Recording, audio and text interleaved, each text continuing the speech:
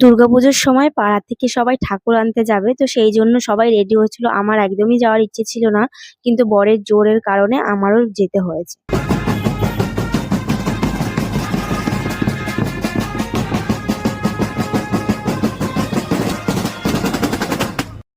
তো বাজনা নিয়ে যাবে জন্য সবাই তো রেডি হচ্ছিল, তো যেহেতু আমি যাব না তাই জন্য রেডিও হইনি, কিন্তু বর বলছিল যে সবাই যাবে পাড়ার থেকে আর তুমি যাবা না। তো যেহেতু আগের দিন আমি একটু আর কি কেনাকাটা করতে বেরিয়েছিলাম, এটা ওটা মানে কদিন ধরে আর কি ছিল পুজোর আগে যেটা হয় আর কি, তো সেই কারণে আমার শরীরটা ভালো লাগছিল না, তাই যেতে ইচ্ছে করছিল না, কিন্তু বরের জোরের কারণে তারপর আর কি রেডি হয়েছি। রেডি বলতে কি, যে জামাটা আর লিপস্টিক পরে তাড়াতাড়ি করে বেরিয়ে গেছিলাম, কারণ সবাই আর কি আগে থেকেই রেডি হয়ে গেছিল যাবে জন্য।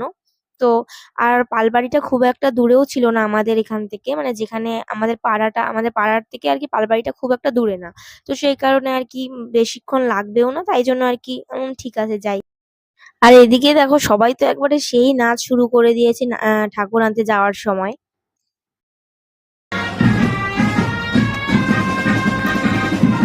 আর আমাদের এখানে যেহেতু পরপর পুজো হয়, মানে অনেক কাছে কাছেই আর কি এক একটা ক্লাব আর পুজো হয়, তো সেই কারণে কিন্তু সারা রাস্তা জুড়ে লাইট একদম ভীষণ ভালো লাগছিল দেখতে, সারা রাস্তা পুরো ঝলমল করছিল।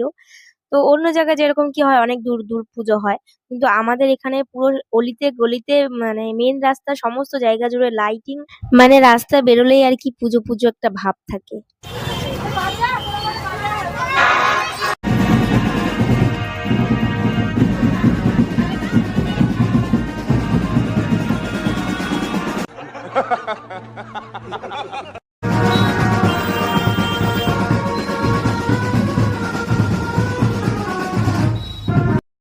আর দেখো দুর্গা মায়ের মুখটা কতটা মিষ্টি লাগছে, আমাদের পাড়ার দুর্গা মাকে খুব সুন্দর হয়েছিল, ঠাকুরের মুখটা খুব ভালো লাগছিল। আর দুর্গা মায়ের পেছন পেছন যাচ্ছিল তার ছেলে মেয়েরা, গণেশ, সরস্বতী, লক্ষ্মী, কার্তিক সব একসাথে আর কি লাইন দিয়েছে। তবে আমাদের পাড়াতে দুর্গাপূজায় আর কি সবাই মিলে খুব আনন্দ করে, ছোট থেকে বড় সবাই মিলে খুব মজা করে।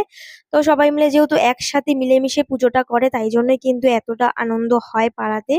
আর ক্লাবের পুজোর থেকে পাড়ার পুজোতে একটু বেশি মজা হয়। অনেকটা রাস্তা তারপর বাজনা দিয়ে ঠাকুরকে ঘোরানোর পরে কিন্তু মণ্ডপে আর কি নিয়ে আসা হয়েছিল, আর এখন মাকে বরণ করে তারপর কিন্তু মায়ের জায়গাতে আর কি বসানো হবে আর কি।